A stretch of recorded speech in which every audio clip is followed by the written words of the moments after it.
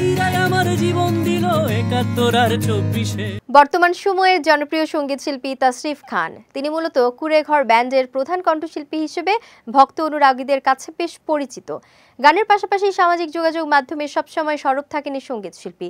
সম্প্রতি নিজের verified Facebook পেজে একটি পোস্ট দিয়েছেন তাশরিফ খান, যেখানে বিয়ে নিয়ে কিছুটা আক্ষেপ প্রকাশ করে তিনি লিখেছেন, একের পর এক মানুষের বিয়া দেখার জন্যই পৃথিবীতে বেঁচে আছি, এটাই বাস্তব।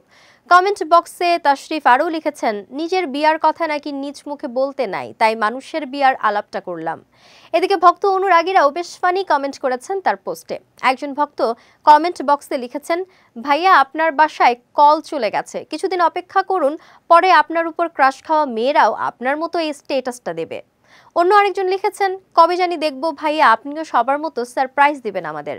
সামিয়া নামে একজন লিখেছেন, ঠিক বলছেন ভাইয়া, ছোটবেলায় দেখতাম বড়দের বিয়ে, বড় হয়ে দেখি ছোটদের বিয়ে।